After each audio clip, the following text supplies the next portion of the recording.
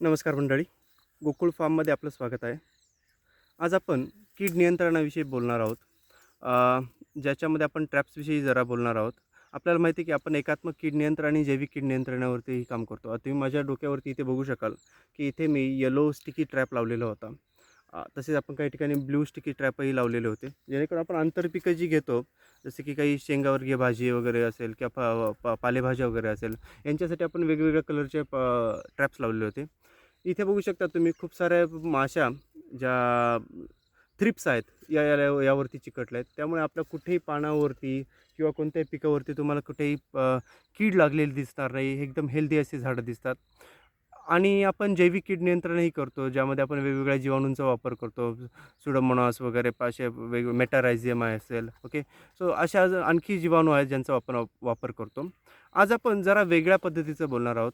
ते म्हणजे आपल्या फळांची खूप छान अशी वाढ झालेली, अंड्याच्या आकाराची फळं झाली आहेत आणि आपण यांना आता बॅगिंग करण्याची सुरुवात करत आहोत. पण बॅगिंग लगेच करणं मला पॉसिबल नाही, कारण माझ्या बॅग यायला काही दिवस बाकी आहेत. त्या अगोदर मी तुम्हाला आणखी पेपरपासून बॅग कशा तयार करायच्या आपल्या साध्या कागदापासून, तेही मी तुम्हाला दाखवणार आहे त्या काही व्हिडिओजमध्ये. तर त्याच अगोदर मी काही स्टिकी ट्रॅपचा आणि फेरेमन ट्रॅपचा वापर करतो आहे. स्टिकी ट्रॅप लावलेले आहेत आणि आणखी काही लावायचे आहेत. त्याचसोबत आता ही फेरोमोन ट्रॅप्सचा वापर मी सांगणार आहे. तर फेरोमोन ट्रॅप म्हणजे काय, की कामगंध सापळे हे काय करतात, की ज्या नर माशा असतात, या फळमाशीच्या नर माशा ज्या असतात, तर त्यांना अट्रॅक्ट करतात आणि त्यांना या ट्रॅपमध्ये म्हणजे या या जाळ्यामध्ये अडकवतात आणि त्या इथेच राहतात.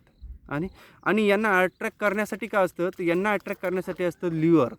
ल्युअर म्हणजे कामगंध ज्याच्यामधनं येतो अशा पद्धतीची एक वडी असते आणि त्या वडीतनं वास जो आहे तसा कामगंधाचा तो पास होतो आणि त्या फळमाशा त्याकडे अट्रॅक्ट येतात.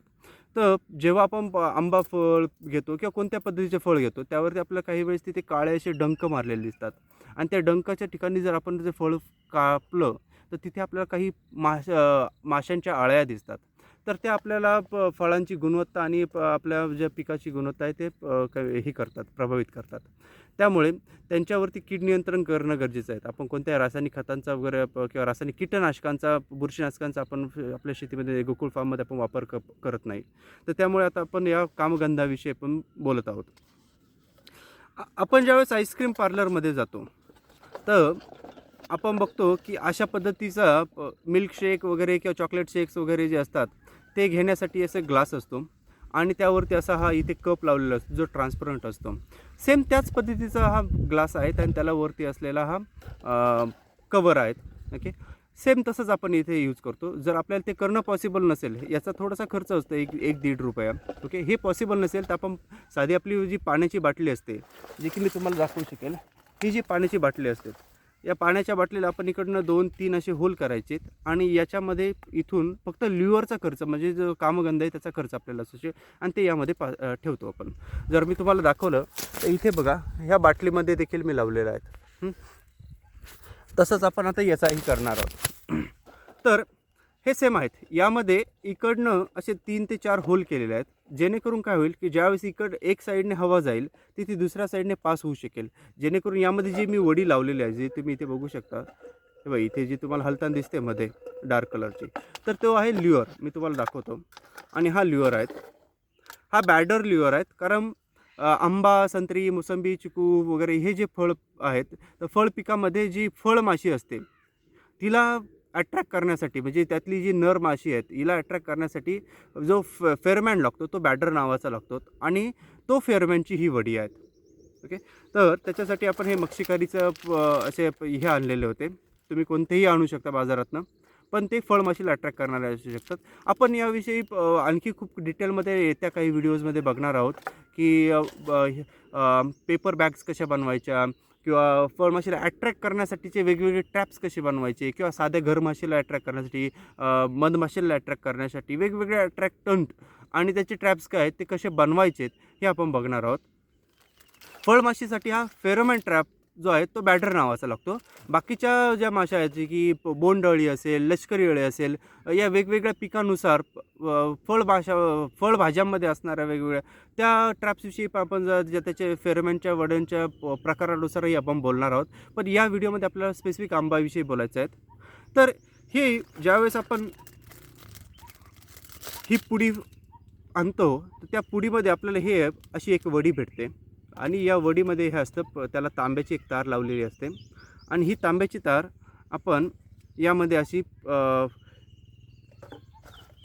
हा जो वरती दिलेलं जे झाकण आहे त्यामध्ये होल करून इथून आपण अशी पास करतो आणि इथे मी जर याच्यामध्ये असं लावलं तर ही वडी पूर्णपणे वरती येते बघा आणि हा ग्लास मी यावरती असा लावू शकतो बरोबर की नाही. आता हा झाला ट्रॅप. म्हणजे ज्यावेळेस माशी इथे येणार तर याच्यातून तिला बाहेर येणं पॉसिबल नाही कारण या कामगंधामुळे ती इथेच थांबेल आणि त्यात अडकून ती मृत्युमुखी पडेल किंवा आपण त्यावरती त्याला कलेक्ट करून पुन्हा त्यांना डिस्ट्रॉय करू शकतो.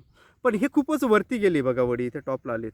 मला ही इथे या होलच्या समोर आणायची जेणेकरून ज्यावेळेस ती हवा पास होईल तर त्या वडीला लागेल आणि त्या वडीतून हवा इकडनं दुसऱ्या साईडने बाहेर जाऊ शकेल आणि त्याचा कामगंधाचा चांगला वापर होऊ शकेल. मग मी याच्यात काय करतो की अशी एक काडी घेतो आणि ती काडी याला अशी इथे गुंडाळतो. एक जरी त्याला आडा दिला तरी इनफ आहेत. ओके. आणि यामधनं मी अशी घालणार आहे बघा. आता हा इथे खाली बरोबर आपल्याला जिथे पाहिजे तिथे ही कामगंधाची वडी जी आहेत ती आलेली आहेत बघा. तुम्ही इथे याच्यात बघू शकता. जेणेकरून हवा ज्यावेळेस पास होईल ती याच्यामध्ये हवा येईल.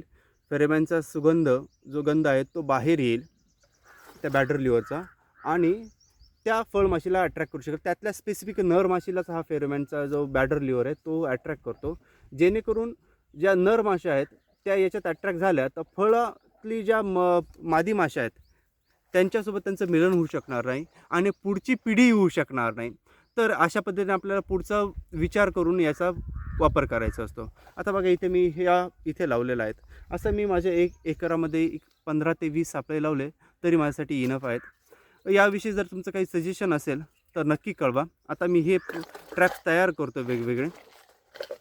खूप सारे ट्रॅप्स आणलेले आहेत आणि हे झिगझॅग पद्धतीने आपल्या पूर्ण बागेमध्ये आमराईमध्ये आपण लावणार आहोत. धन्यवाद.